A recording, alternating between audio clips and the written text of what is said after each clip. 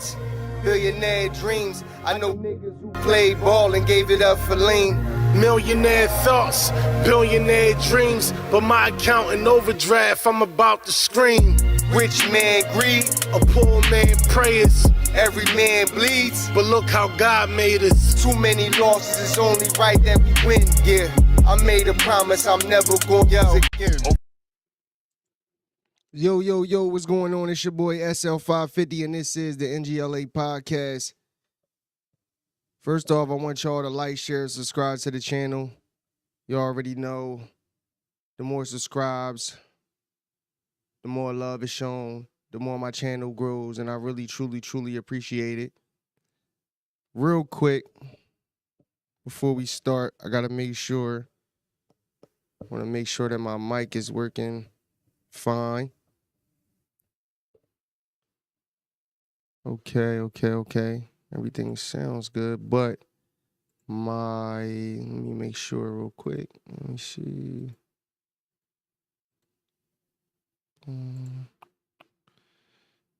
For some reason, it's only, seems like it's only coming out of one side.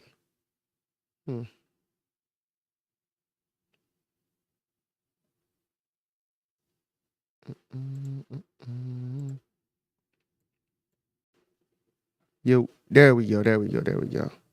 All right, now we lit. Like I said, man, I know y'all probably heard me, but this is your boy SL550, and this is the N.G.L.A podcast. Make sure y'all like, share, subscribe to the channel. If y'all not already subscribed, please hit that subscribe button. Hit the notification button also to get notified every time your boy drop a video. So today, man, we're gonna get into a few things. Real quick, let me turn my phone on silent. Get no more interruptions. All right. So today we're going to talk about. So So Karoline Leavitt had a press briefing today. There was a big flood over in Texas, catastrophic. I think 90 plus people got killed. She'll go over that and a few other things. So I want to get straight into it, man, because I'm a little pressed for time today. So let's get straight into this.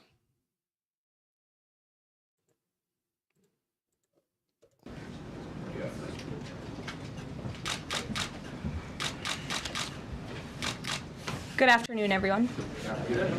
Hope you all had a great weekend.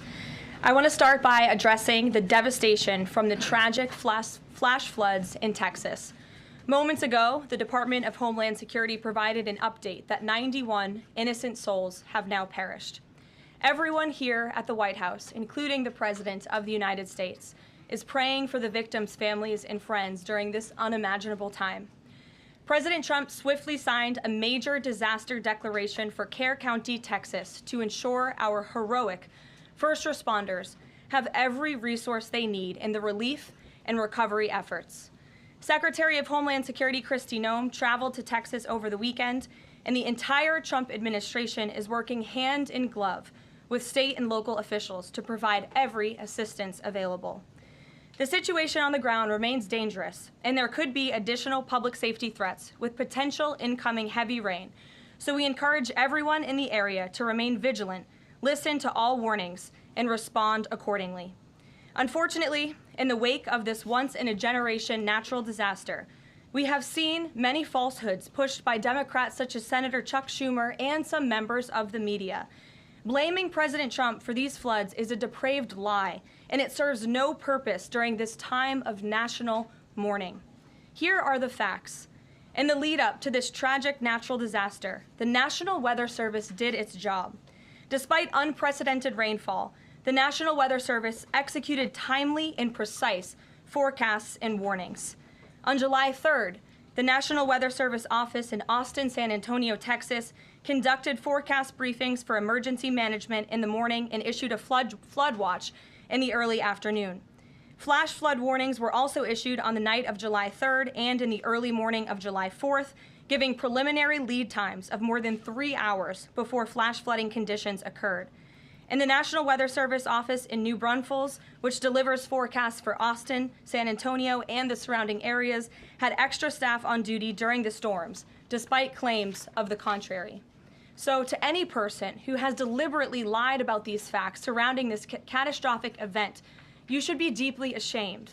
At this time, the administration's focus will be giving the victims and their communities the support they deserve during these recovery efforts in this tragic time.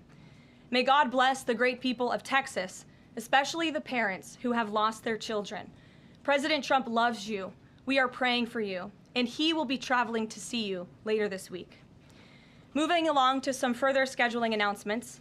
Tonight, President Trump will host the Prime Minister of Israel, Benjamin Netanyahu, for dinner, where they will discuss the positive developments taking place in the Middle East region. Tomorrow, the president will host his 6th cabinet meeting of his 2nd term. Many of you will be invited to cover that. And on Wednesday, the president will host leaders from 5 African nations for lunch in the state dining room. In other news, after the historic signing on the South Lawn of the White House on the 4th of July, President Trump's One Big Beautiful Bill is now the law of the land.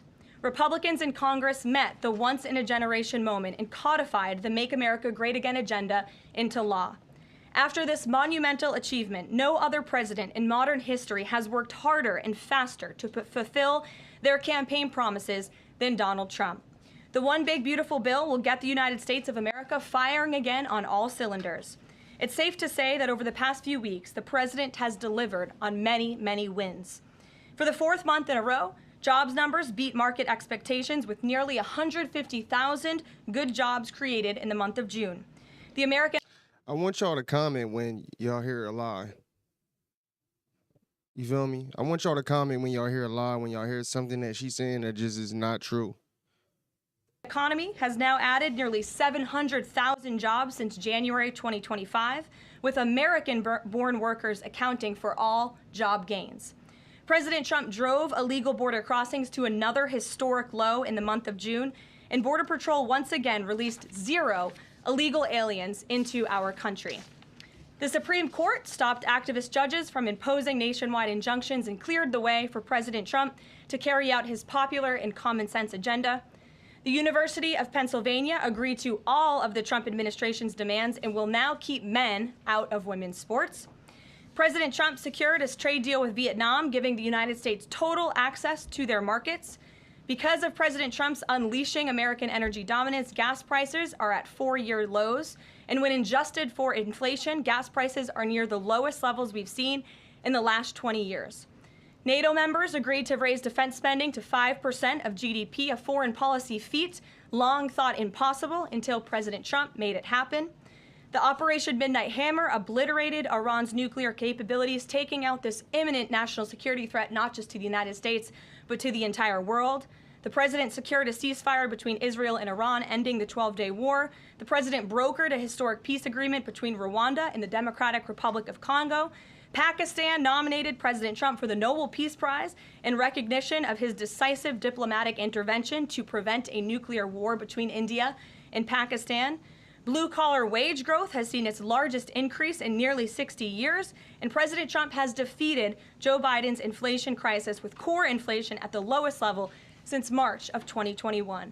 And just about all of that has happened in the last 3 weeks, and I know you all know it because you've been very busy here covering it along with us. So with that, I will take your questions today as we kick off another very busy week here at the White House. Yo, first of all, before she go into these questions, and I might not to get to every single question that they ask her, but we're gonna try to get through most of them. But I just want to say, first off, man, rest in peace to them people that's that went through that tragic situation over there in Texas, man. And it's so crazy, right? Because you don't want to believe, right? Like, my thing is this, right? We live in America, and there's been so many things going on these past 10 years. And before that, right? Situations like COVID, you know, and then you have information that came out saying that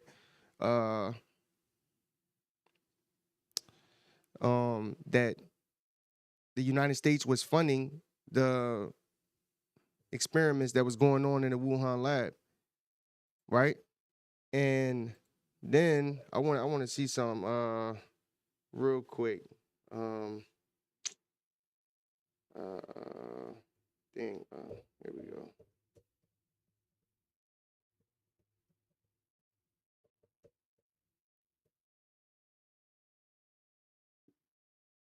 So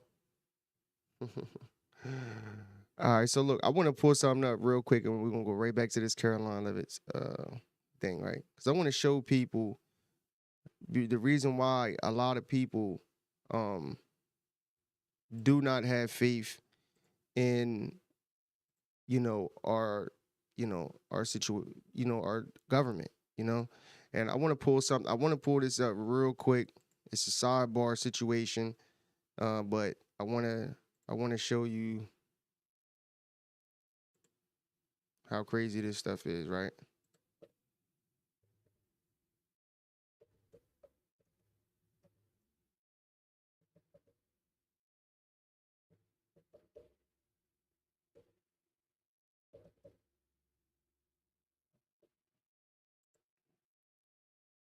So I'm pulling up this. I just wanted to pull this video, this little clip up really quick. This equation.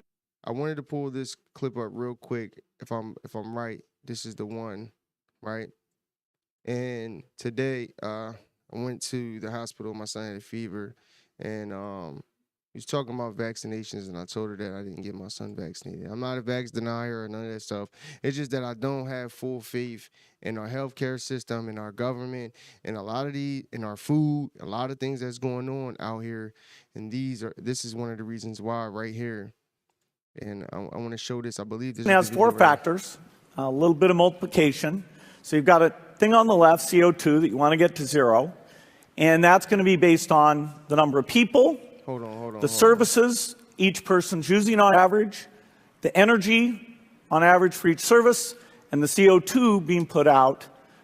Hold on. Where is that video, man? That's not the one, bro. I wouldn't be surprised if they took it down.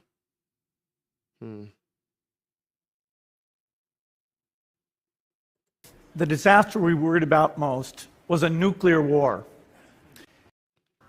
Per unit of energy. So let's look at each one of these and see how we can get a per unit. Probably one of these numbers is going to have to get pretty near to zero. Now that's back from high school algebra, but let's take a look. First, we've got population. The world today has 6.8 billion people. That's headed up to about 9 billion.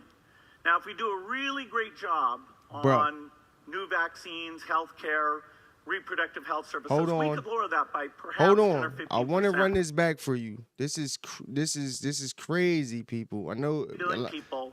That's headed up to about 9 billion. Look, some of you probably maybe have seen this, right?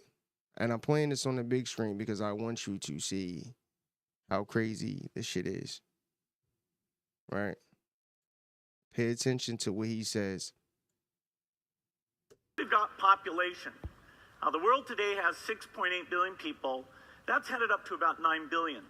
Now, if we do a really great job on new vaccines, healthcare, reproductive health services, we could lower that by perhaps 10 or 15%. Woo! Oh my goodness. Bruh. He said if we do good with vaccines, with reproductive, right, health, which is what? Abortion. With abortion and with vaccine, we can lower that number to 10 to 15%. Why would you want to lower the population? And then he used, listen, it's not a slip up, bro.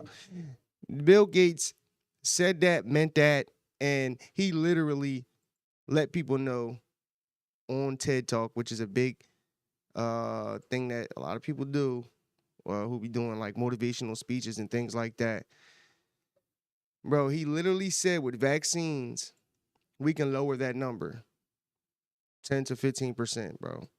So I say all that to say this, man. When we talking about Texas, we talking about once especially in my lifetime, something like this has never happened, right? And we know that they can play with the weather and do certain things.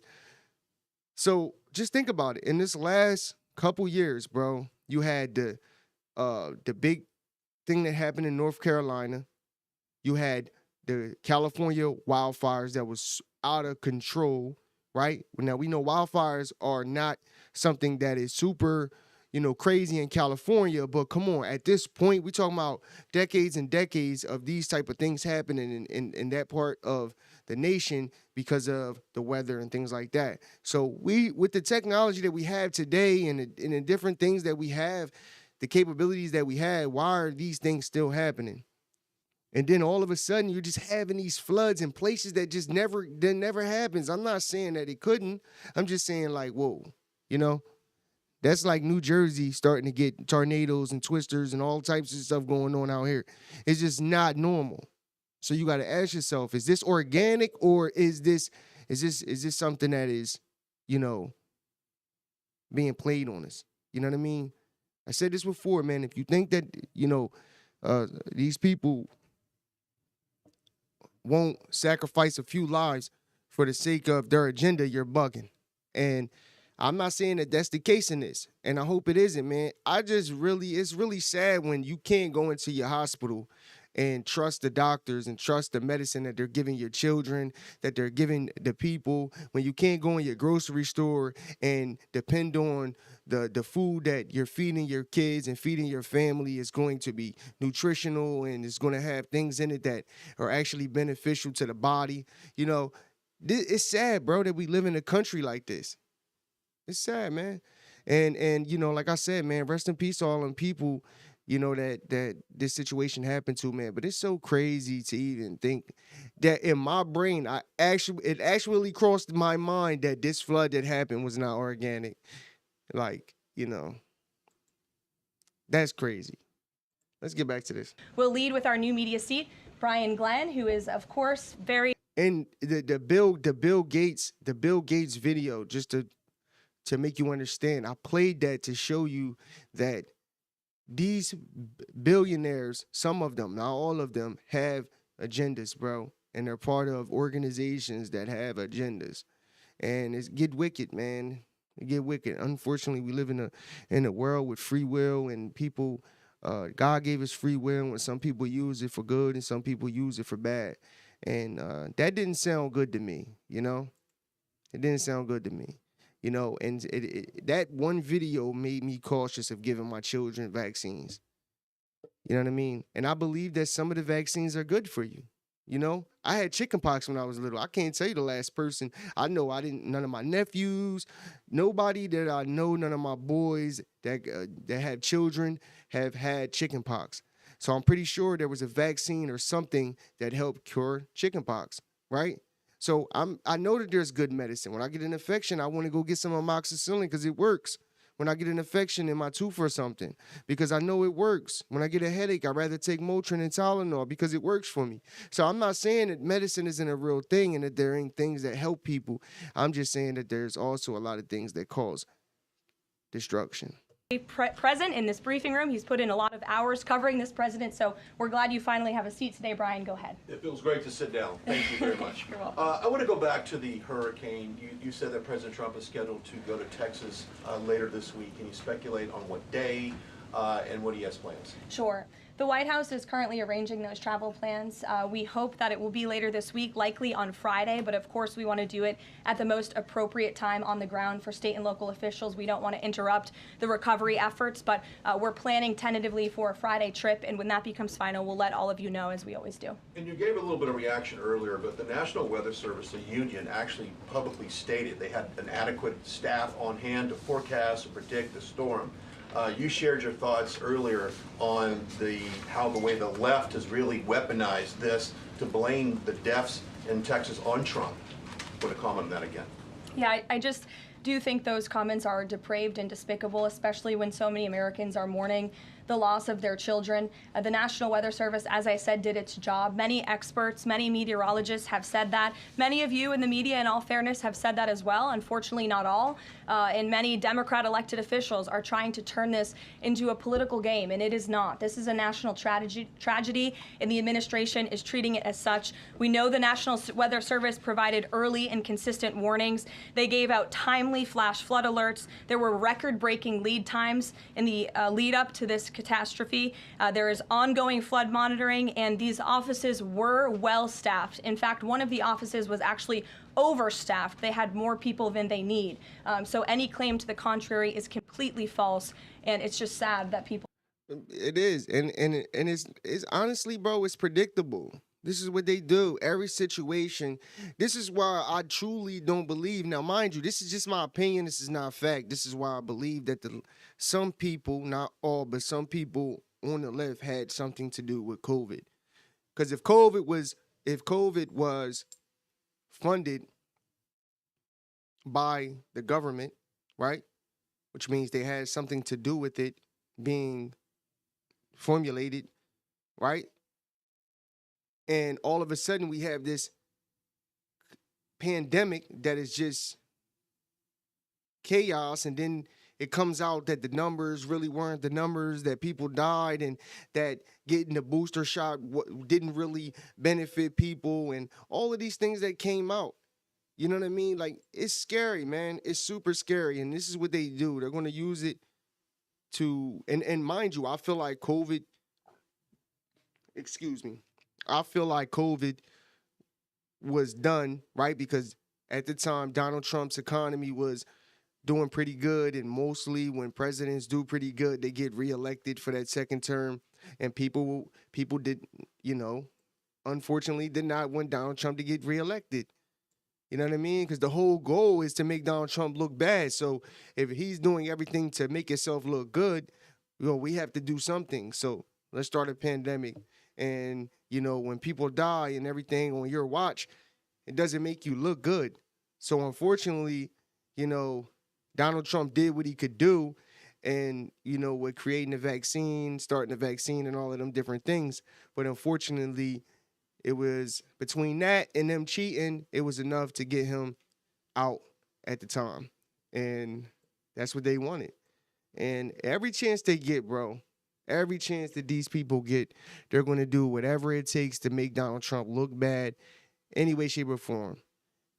It flooding in Texas, out of all places, what does that even have to do with Donald Trump, right?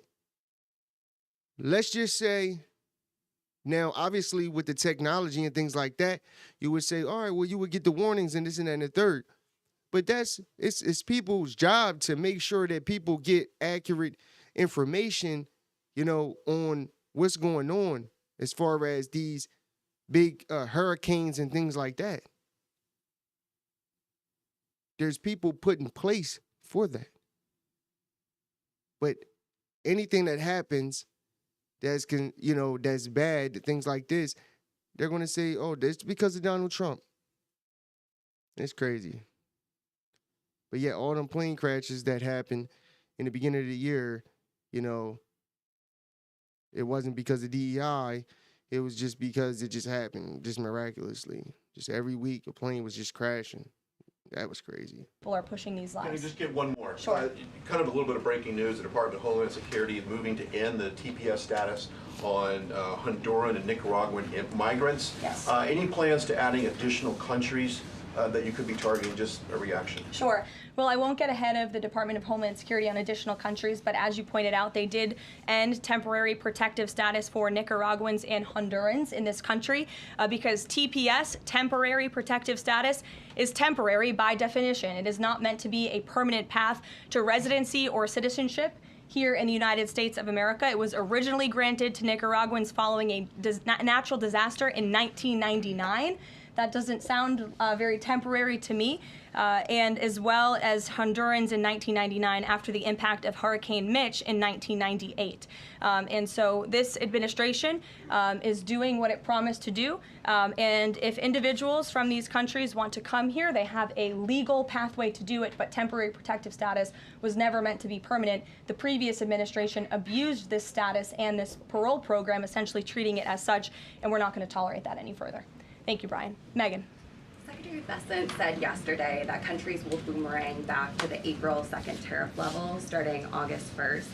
Why did the president decide to have those tariffs not take effect Wednesday as originally scheduled? And then I was also wondering if you could share, obviously we saw the letters the president sent out on Japan and South Korea, but if any other major U.S. trading partners are getting letters today. Sure, yes, I can confirm. In fact, I have those letters. If you could get me the folder with the letters in them, Liz, they're right in the previous office. I have the signed letters that went out to both South Korea and Japan today, and there will be approximately 12 other countries that will receive notifications and letters directly from the President of the United States. And weeks ago, I stood at this podium and I told all of you that the President was going to create tailor-made trade plans for each and every country on this planet. And that's what this administration continues to be focused on. The President will also sign an executive order today delaying the July 9th deadline to August 1st. So the reciprocal tariff rate or these new rates that will be provided in this correspondence to these foreign leaders will be going out the door within the next month, or deals will be made. And those countries continue to negotiate with the United States. We've seen a lot of positive developments in the right direction, but the administration, the president, and his trade team want to cut the best deals for the American people and the American worker. That's what they're focused on. And in the effort of transparency, these letters will continue to be posted to Truth Social, so you can enjoy them yourself. Go ahead. Thanks, Caroline. Just about the visit of Prime Minister Netanyahu today, I was just wondering why that is not open to the press. Previous visits by him, we've had Oval Office press conferences. Does that reflect somehow the kind of sensitivity of this particular visit? No, they're having a private dinner. There's many important matters that are obviously ongoing in the region, as you know. The utmost priority for the president right now in the Middle East is to end the war in Gaza and to return all of the hostages. Also, as you know, there was a ceasefire proposal that Israel supports that was sent to Hamas, and we hope that they will agree to this proposal. We want to see all of the hostages released. That's on the top of the president's mind, so that will be discussed, as well as the many other positive developments we've seen in the Middle East.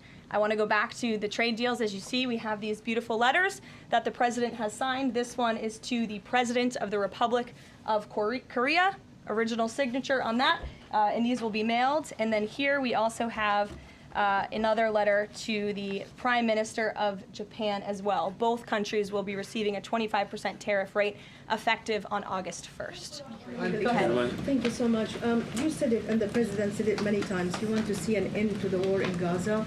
Will he give guarantees during this 60-day period of ceasefire that actually the war will end? Because this is a sticking point with Prime Minister Netanyahu, and I'm wondering if they see eye to eye on this point. And how do you see the next day? What the next day in Gaza will look like? Look, right now the president is focused on today and to get the Hamas to agree to this ceasefire. I don't want to comment on the details of the arrangement out of respect for these negotiations, but my whole thing is, why can't they just respect the fact that Trump is even trying to, make peace in these regions, bro? Like, instead they want to try to frame these questions to make it look like Trump isn't doing what he has to do as a president. He can't control, unfortunately, he can't control other countries from, causing war, and that's the unfortunate part. If he could, he would just do it. But at the end of the day, a lot of these countries have long-term beef, and Trump is just trying to be the middleman. Like, look, let's have a ceasefire. Let's get this over. All these people just dying isn't helping. But I don't know. It's crazy. It has been too long, bro, to be honest, with that whole, Gaza, Hamas situation. It's been too long, and it should have been deaded. But, we don't be knowing the full details in these situations. And unfortunately, though, some of these things is deeper than just,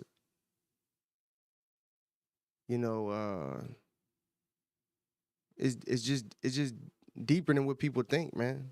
These beefs be long from way back. It's crazy. It's like generational.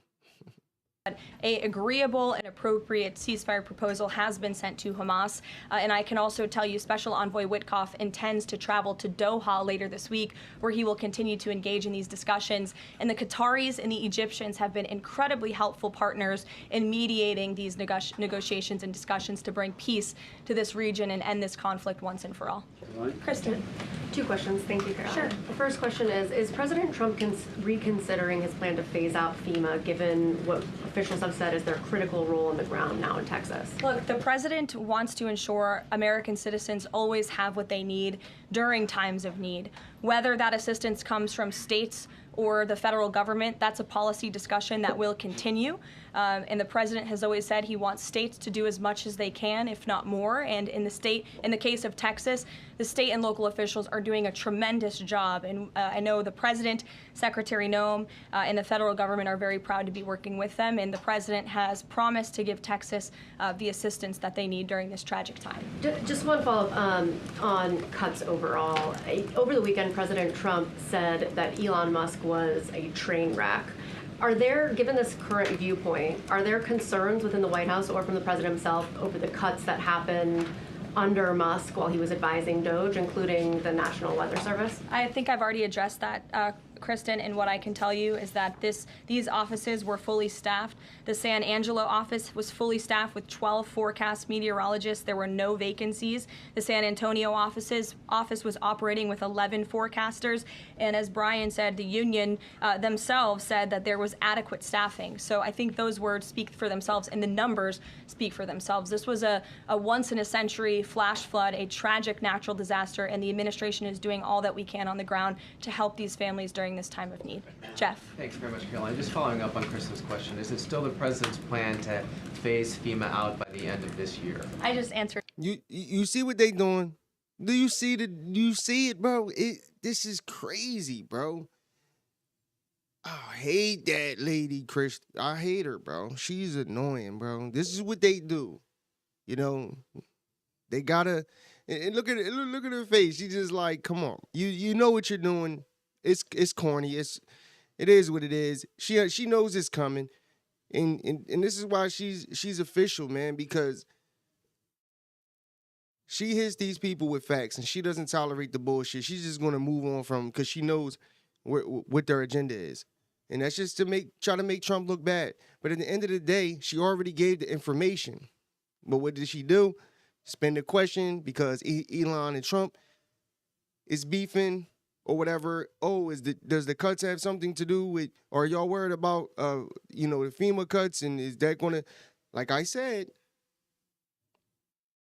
he's making cuts to FEMA and these different organizations, and they don't want to make cuts to these organizations because why? Because they be having the money train running through them, and now this is their reason to go out there with more protesters and more signs. Oh, don't let FEMA, keep FEMA, and people don't even understand, bro. It's crazy. This is hilarious. Kristen's question for you. One more, hold on, one more. Sure, I'll give it to you. Go ahead. The follow-up on trade as well. 12 more letters coming, you said. Can you give us a sense of which countries those are? I'll let the president reveal those in very due time. Keep your eyes on Truth Social. Michael, in the back. Thank you, Caroline. An armed shooter today was shot in McAllen, Texas, after opening fire on Border Patrol agents. Comes just days after Democratic Congresswoman Pramila Jayapal recently said she gets, quote, inspired when activists obstruct ICE. Does the White House expect Democrats to tone down their rhetoric in light of what we saw today in McAllen, Texas? We certainly call on Democrats to tone down their rhetoric against ICE and Border Patrol agents who, again, are everyday men and women. I would encourage AOC and other Democrats to actually meet with the United States Border Patrol. These are honorable Americans who are just simply trying to do their job to enforce the law. They go home to their families every night just like we all do, and they deserve respect and dignity for trying to enforce our nation's immigration laws and to remove public safety threats from our communities. The White House is aware of the shooting that took place today in Texas, and we are working with the appropriate federal agencies to get to the bottom of what happened. Caroline, the DOJ and FBI have now concluded there was no Jeffrey Epstein client list. What do you tell MAGA supporters who say they want anyone involved in Jeffrey Epstein's alleged crimes to be held accountable? This administration wants anyone who has ever committed a crime to be held accountable, and I would argue this administration has done more to lock up bad guys than certainly the previous administration. And the Trump administration is committed to truth and to transparency. That's why the Attorney General and the FBI Director pledged at the President's direction to do an exhaustive review of all of the files related to Jeffrey Epstein's crimes and his death. And they put out a memo in conclusion of that review. There was material they did not release because, frankly, it was incredibly graphic and it contained child pornography, which is not something that's appropriate for public consumption. But they committed to an exhaustive investigation. That's what they did, and they provided the results of that. That's transparency. Follow up on that, Sure. Karoline. Like, I understand to a certain degree about because they said that they would, right? So there's people out here who have they want to know about Jeffrey Epstein and this whole situation. They want to know who was involved in this, that, and the third, right? But this the thing. Unfortunately, for example, what happened with Hillary Clinton? Remember, they were saying lock Hillary Clinton up. And she did things that Trump, I believe, that Trump could have went after her for when he became president. But he chose not to because of the stain it would leave on, you know, America if he goes after a president's wife and a presidential candidate, right? So there's like, I'm not saying that people shouldn't get exposed. I think they should. I mean, look, they try to send him to jail, so I say it's fair game. But at the same time, you know, it's got to get to a point, bro, honestly, where it's really bipartisanship, truthfully. Because when it's just literally us, just the division between Democrat and Republican and black and white and all of this stuff, it is what good does it do for America? It does no good at all. It's literally just division. And then you got people out here who don't know you from a can of paint, but hate you because you support Donald Trump or because you voted for Donald Trump. I believe that certain things should just be your view, your opinion, and leave it at that. It shouldn't be no hate. We shouldn't be able to not do business or do or work with each other or anything because we have different political views. You know what I mean? And unfortunately, when it comes to these videos, people do want to know this information. I believe, like she said, there was material in there that just wasn't made to be public. You know, and who else? Who knows, man? Who knows, man? It's just, you know, people are going to make their opinions regardless. And they'll say stuff like, oh, Trump didn't want to release it because he was in it, because Elon said it. Who knows? Who knows? We seen video with Trump and Epstein. You know what I mean? So does that mean that Trump did anything, you know, that was crazy? We don't know. We don't know. And unfortunately, it's looking like we won't ever know. Unfortunately, but I think Epstein died allegedly, whatever, years ago. Come on. We talking about, it's bigger issues that's going on in America than worrying about the whole Jeffrey Epstein situation. I think people should just get over it. Okay, so the FBI looks at the circumstances surrounding the death of Jeffrey Epstein. According to the report, this systematic review revealed no incriminating client list. So what happened to the Epstein client list that the Attorney General said she had on her desk? Well, I think if you go back and look at what the Attorney General said in that interview, which was on your network on Fox News. Got the quote. Go ahead. John Roberts said, DOJ may be releasing the list of Jeffrey Epstein's clients. Will that really happen? And she said, it's sitting on my desk right now to review. Yes, she was saying the entirety of all of the paperwork, all of the paper in relation to Jeffrey Epstein's crimes. That's what the Attorney General was referring to, and I'll let her speak for that. But again, when it comes to the FBI and the Department of Justice, they are more than committed to ensuring that bad people are put behind bars. They have an operation going on right now called Summer Heat, which has our murder rate trending in the lowest direction in United States history. Their emphasis on violent crime and locking up violent criminals has led to the arrest of 14,000 violent criminals. That's a 62% increase from the same time period last year. So this Attorney General and the FBI Director are committed to putting bad people behind bars where they belong. They promised an exhaustive review. That's what they did. For any further details, I would refer you to the Department of Justice. Okay. Thanks, Caroline. With Prime Minister Netanyahu visiting the White House today, yesterday the president said that he was working on a more permanent deal with Iran, but several days ago he didn't think one was necessary. What changed? Well, when you asked me about this, or when you all asked me about this several weeks ago, I said the president thought maybe an Iran deal was not necessary, but of course the president is always interested in peace and diplomacy. That remains true, and the administration continues to be in contact, both directly and indirectly, with the Iranians on a deal. And then on tariffs, you're now delaying the deadline from July 9th to August 1st. Is that an acknowledgement that perhaps the administration found it more difficult to negotiate these trade deals, or whatever happened to 90 deals in 90 days? No, it's an acknowledgement that this administration is doing what's best for the American worker, and we want the best deals possible for our workers, for our manufacturing base, for our middle class, and they are doing this deliberately and appropriately on behalf of our country's interests. Josh. All right, so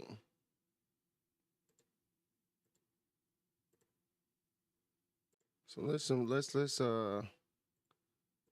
want to check out the rest of that briefing, y'all can just Google Karoline Leavitt briefing today. That was from earlier today. But it's kind of, I kind of wanted her to go over the whole flood situation and just kind of show you the regular how these people frame these questions to try to make Trump look bad. Every question is literally, oh, well, he said this, and why isn't the deals done? And he said 90 days, and he said on day one he was going to do this. And this, like, come on, bro, stop. My whole thing is Donald Trump has did more in the, 6 months that, 6 months that he's been in office than Joe Biden did probably in his whole career. Seriously, like, what are we talking about?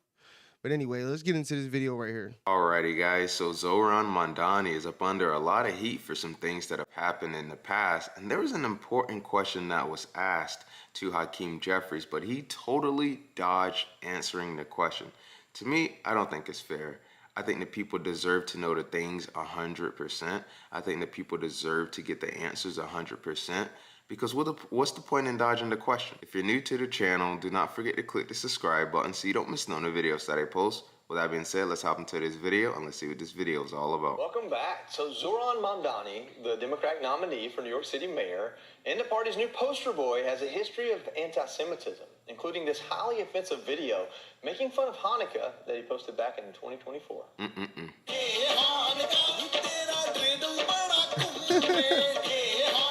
Ew, bro. What do you call that? Hey, yo, bro. Like, what do you call that right there? That makes zero. I ain't even about to get into it. Yeah. Fox News reached out to Mamdani's campaign about the video, but has not heard back. And Mamdani's still catching heat for reportedly lying about his race on his college application. But that doesn't seem to bother the far left. They'll keep defending Mamdani, including House Minority Leader Hakeem Jeffries. Wait, so what did he do? Just make sure we heard that correctly. Take a listen again. For reportedly lying about the video, but has not heard back. And Mamdani's still catching heat for reportedly lying about his race on his college application. What? All right, I'm sorry, guys. Why must one do something like this? You know why he lied on his application? He lied on his application so he can get some of them benefits that black folks be getting, that free benefits. And you know why he lied on his application. And come on now. Why? But that doesn't seem to bother the far left. They'll keep defending Mamdani, including House Minority Leader Hakeem Jeffries. Well, I understand why. I mean, look at what's been happening over these last few years, you know, telling the people one thing while another thing was happening, the people not knowing the truth, the people not knowing the things going on.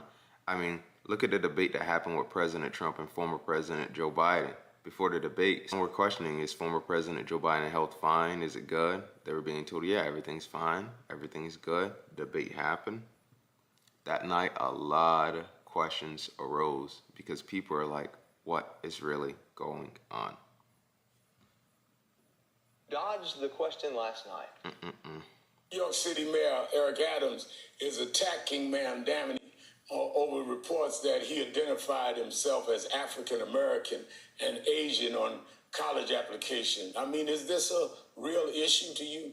I think to me, the issue that we have to deal with in New York City, which our Democratic nominee did talk about extensively during the primary campaign, is affordability. Okay, I think the question was asked for a yes or no response, not to be skipped across like the question wasn't asked.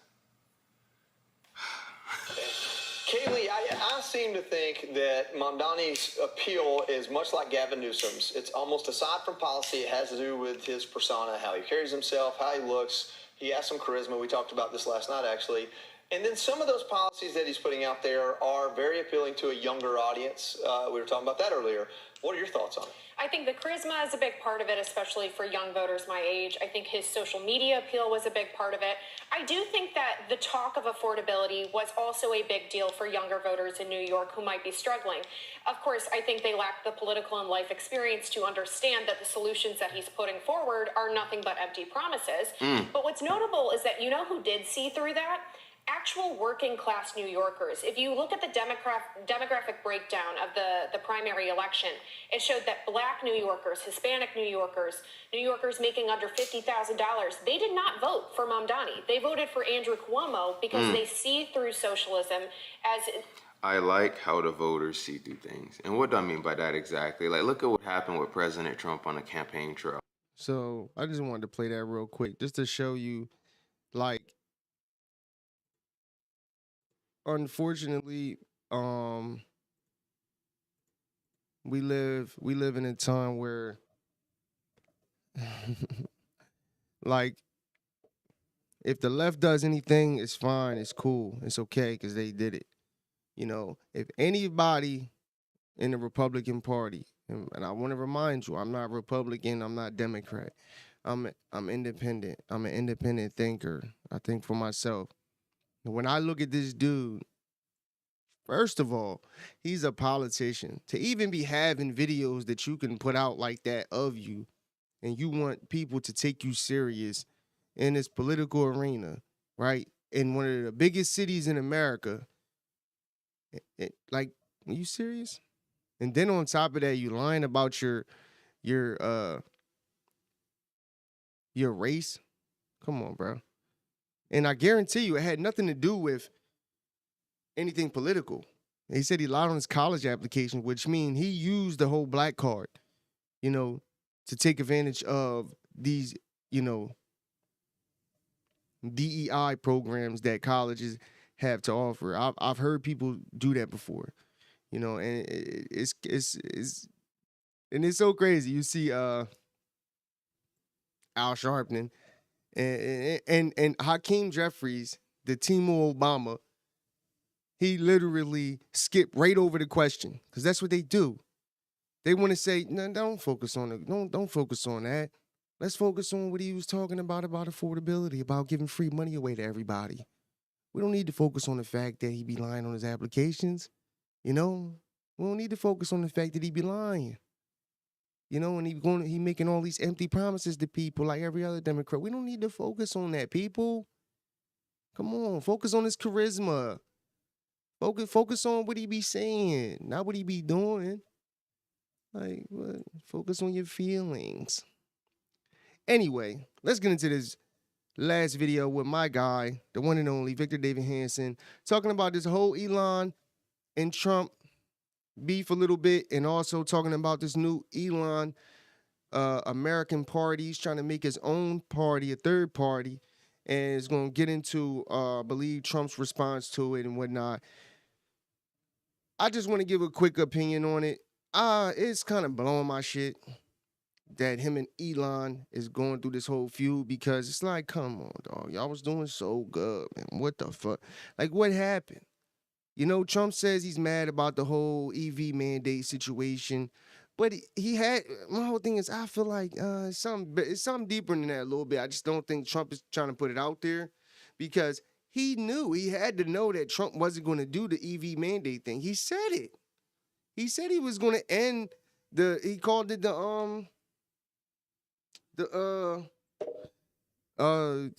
he called it, what did he call it? I forget what he called it, but he said it was a scam. He said it was a whole scam. He said he said that. So I can't, in my mind, I'm like, he can't be mad about that. You know what I mean? He can't be. It's got to be something else. So I don't know, man. It's blowing my shit. The friendship between Elon Musk and Donald Trump has been ruptured. They're not just frenemies, but they're kind of hostile. This is a tragedy because we have the world's richest and probably most creative man versus one of the most successful politicians of the 20th and 21st centuries, Donald Trump, and they should be working together. But now Elon Musk, in his anger, has decided to create a new party called the American Party. It's very Republican. It's almost identical to the Libertarian Party, and it's designed, I'm afraid, to lose seats for the Republicans. A word of caution, all of us know the history of third-party movements, and it's not very good.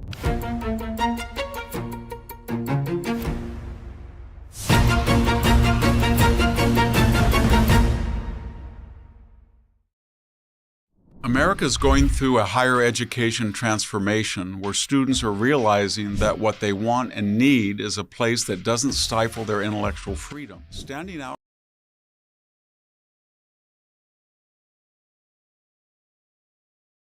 U/Daily Signal. Hello, this is Victor Davis Hanson for the Daily Signal.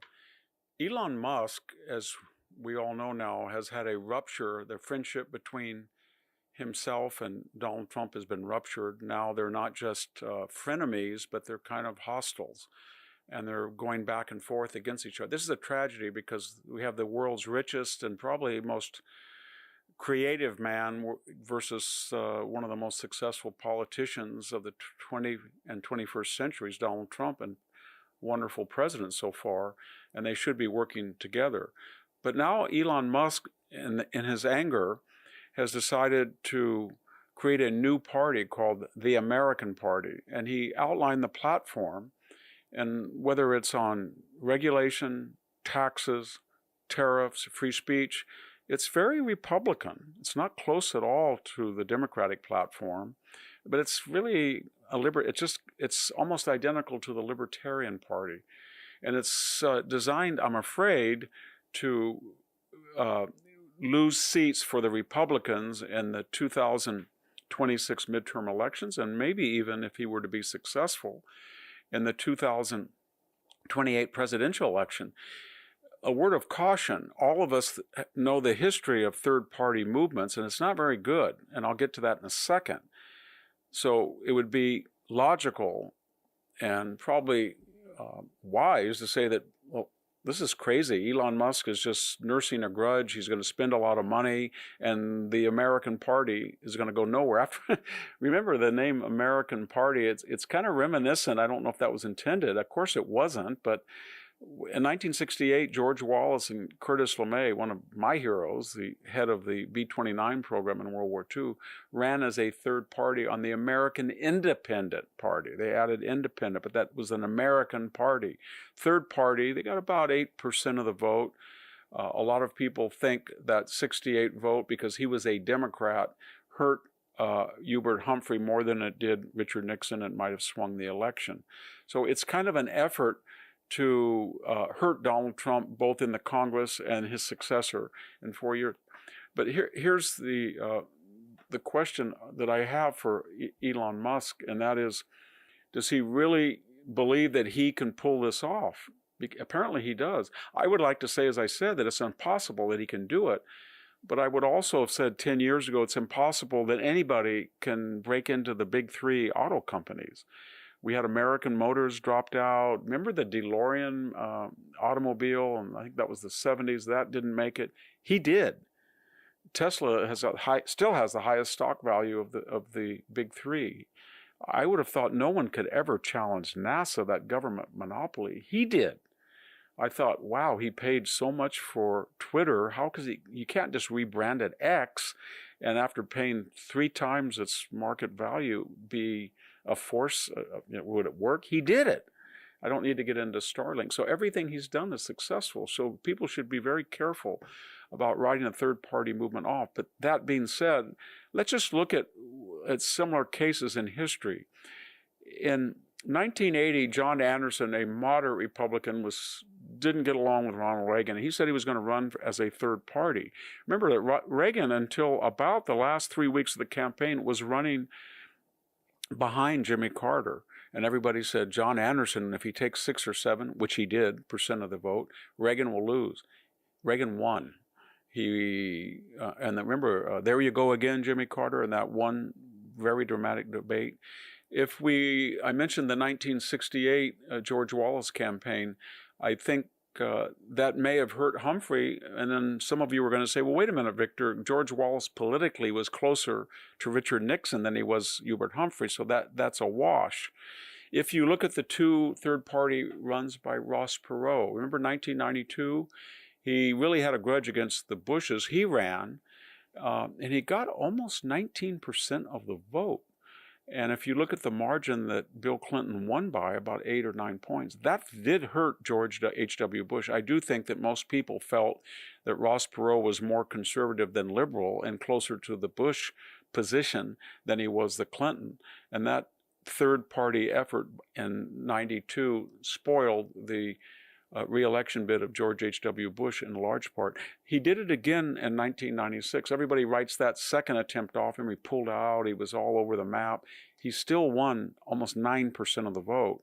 And if you add up all of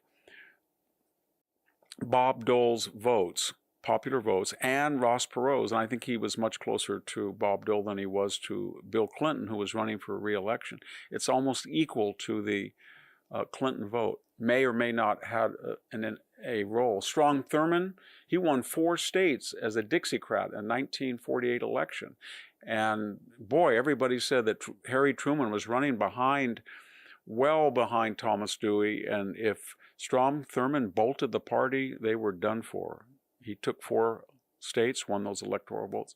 Harry Truman still in a comeback surprise, won by over 4 points. It had no effect.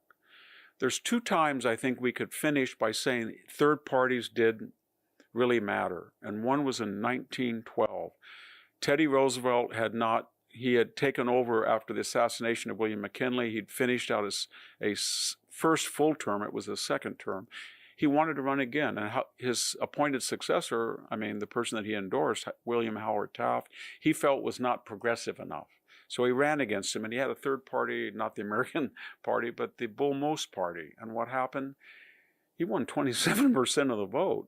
William Howard Taft I think he got he only won 6 states, and he only won 23%. But here's the kicker.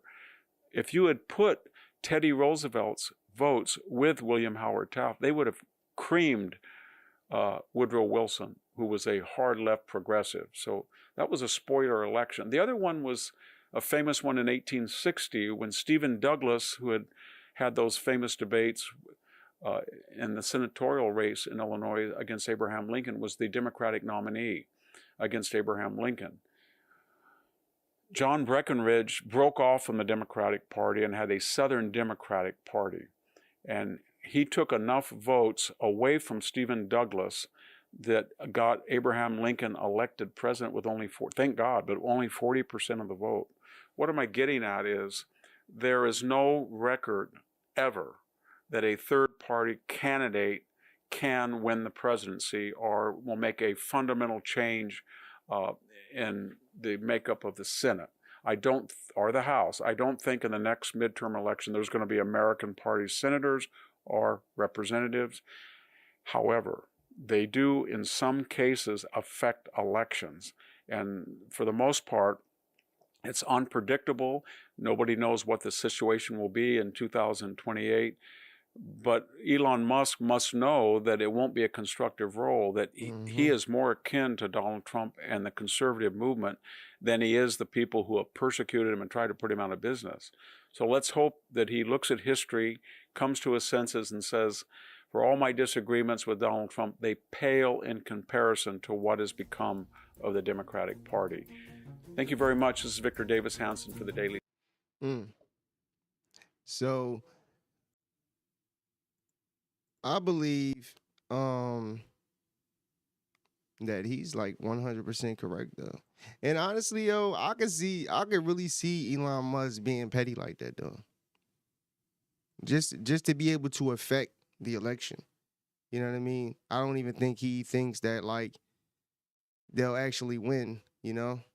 That's the crazy part. Like I think he's just doing it just to cause, just to cause bullshit with everything, you know? But real quick before we end, I want to just give you guys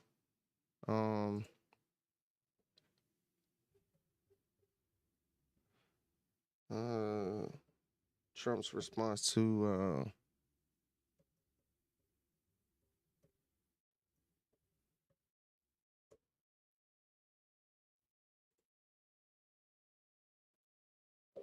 real quick, give me a second. Pull that down. There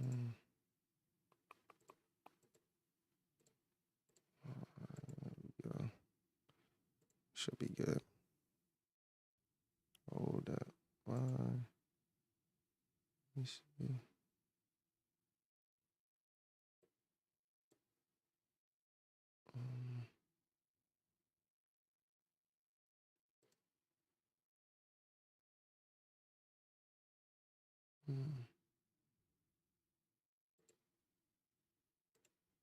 Why isn't...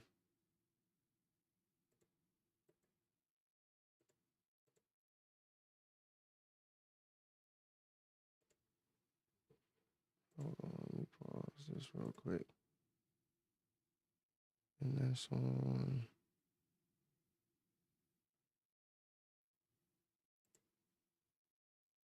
My bad, people.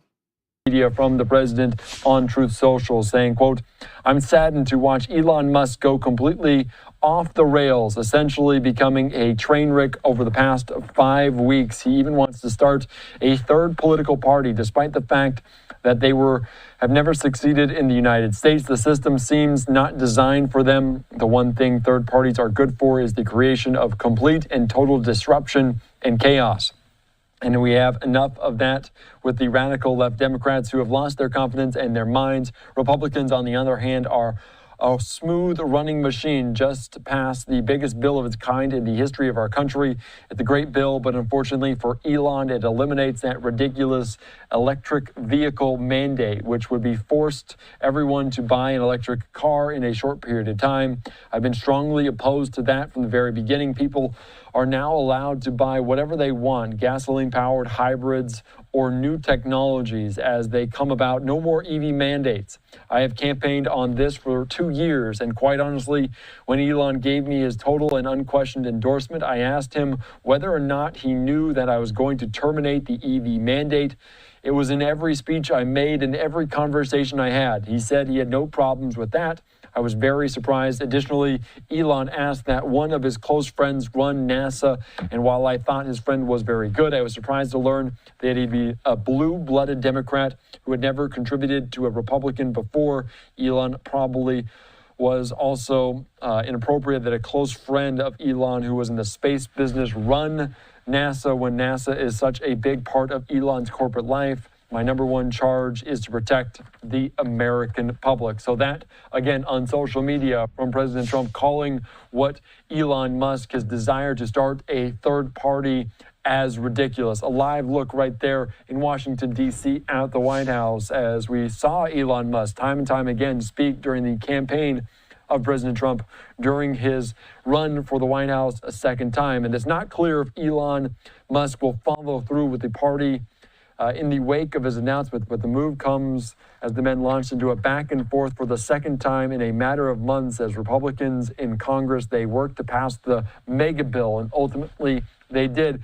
President Trump also commented about this new desire endeavor from Elon Musk about the third party in the United States on the tarmac on his way back to Washington, D.C. Let's listen in to these comments from the president. Starting a third party. I think it's ridiculous to start a third party. We have a tremendous success with the Republican Party. The Democrats have lost their way, but it's always been a two-party system. And I think starting a third party just adds to confusion. It really seems to have been developed for two parties. Third parties have never worked. So he can have fun with it, but I think it's ridiculous. All right, that was. All right, man. So that was Trump's response to this whole Elon Musk thing, and literally that's what I said. He literally said it damn near at every rally. You know, this is the first time that I actually watch rallies and things like that on both sides. I wasn't just watching Donald Trump's because I was going to vote for him. I watched some of the ridiculous DNC shit that they did, you know, with the abortions out front and stuff like that. In case you didn't know, they was having abortions out front of the DNC when they was having all of them Project 2025 speeches, and you know, it just, so that's why I'm saying, like, I don't see it. I don't see that that's the reason why, you know. So I feel like it's something else. It's got to be, man. If not, then that's it. Then I think that's crazy because he was totally transparent about it. So actually, you know, beefing with Donald Trump at this point about the EV mandate when he literally was saying, like he said, for over 2 years, I would say, since I was watching less than that, but he's been saying at every rally that he was going to end the EV mandate. He said that. So that's weird, man. But I really, because like Victor David Hanson said, it does nothing but really takes away from one of the parties. So is Elon being petty and it's like, I'm gonna start my own? He has the money to do it, so he can do it for sure, you know. But is he gonna get far with it? I don't know. And well, just like Victor said, his party is literally identical to the Republican Party. So why not just do what you've been doing? I don't understand it. Like, you're ultra rich. I don't see, like, if any, just like they had when they was trying to say Donald Trump was the one who gave him the $400 million contract to make Tesla tanks or some shit like that. If things like that come about if technology like that is being used, then the government is going to go to Elon Musk. So I don't see, you know, obviously doing an EV mandate where everybody in the United States have to buy electric cars would definitely benefit them crazy. But at the end of the day, man, people, listen, this the whole thing of free speech, free everything. Motherfuckers got the free will. If you want to buy a Tesla, buy a Tesla. If you want to buy a gas car, buy a gas car, whatever. To make it to where, just like vaccines, and make it mandatory for people to take vaccinations in order to go to school is ridiculous. The same thing with the EV mandate, to make it, you know, because it's all a lie anyway. All this climate change shit is all bullshit. You know, I'm not sitting there saying that, you know, certain products and you know, certain materials don't affect cause pollution, but come on, they be taking this shit far because they want to put regulations on everything, and they want to be able to just put money to be able to take money from every company, every which way. I mean, you can't do anything without paying somebody for something. You can't drive a car. You can't without you got to have insurance. You got to have a license. You have a registration. You got to have all of this shit in order to just live. You know what I mean? So it's kind of crazy, to be honest, when you really think about it, man. But listen, man, I hope the video was good, man. I hope y'all fuck with it. And if y'all fuck with your boy, please do me a big favor. Hit that subscribe button. Make sure y'all like the video. Also, comment down below and hit that notification button so you can get notified every time your boy SL550 drop a new video. This is the N.G.L.A. podcast. Until next time, I'm out. Millionaire thoughts, billionaire dreams. I know niggas who played ball and gave it up for lean. Millionaire thoughts, billionaire dreams, but my account in overdraft, I'm about to scream. Rich man greed, a poor man prayers. Every man bleeds, but look how God made us. Too many losses, it's only right that we win. Yeah, I made a promise I'm never gonna lose again.